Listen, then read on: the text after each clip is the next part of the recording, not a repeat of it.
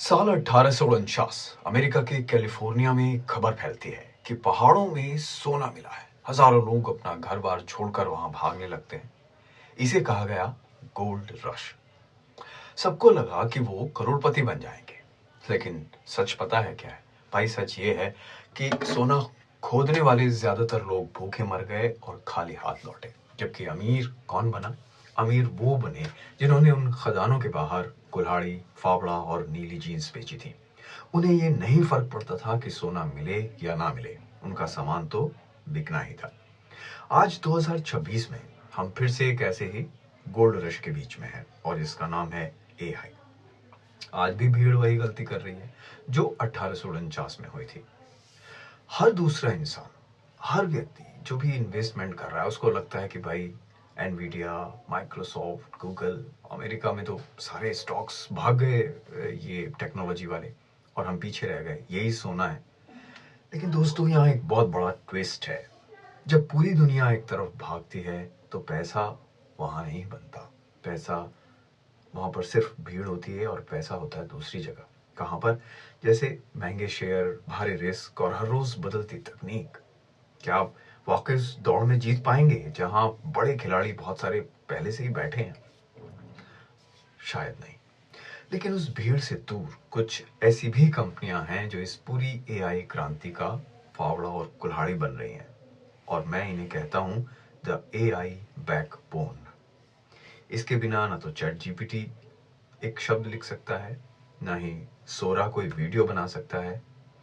इसके पीछे तीन पिलर्स मैं बताता हूं आपको, थ्री पिलर्स, जो असली खिलाड़ी हैं, और इसके असली खिलाड़ी यही है।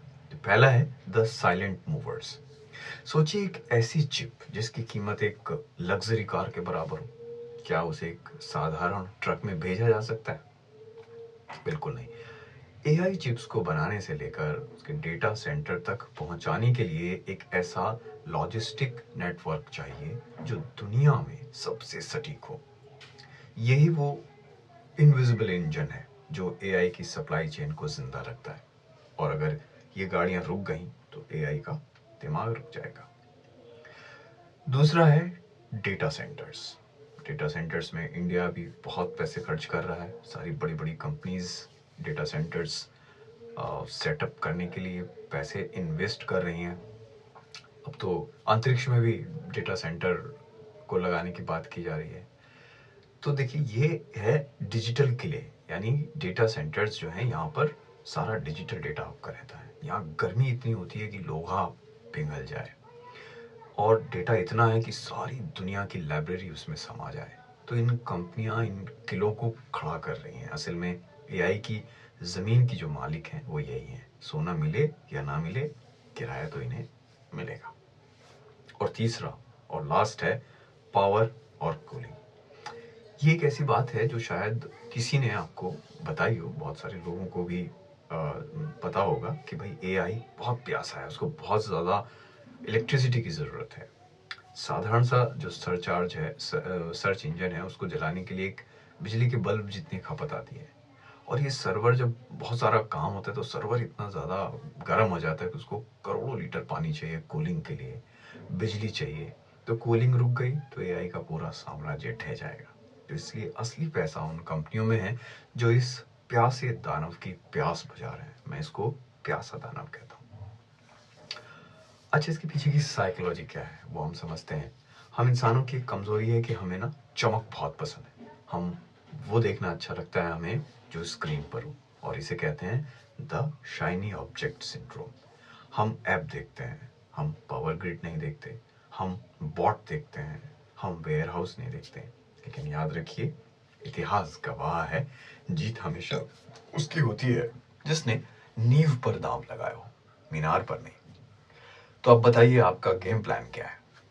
मैं आपको बताता हूँ। तो आपको क्या करना है?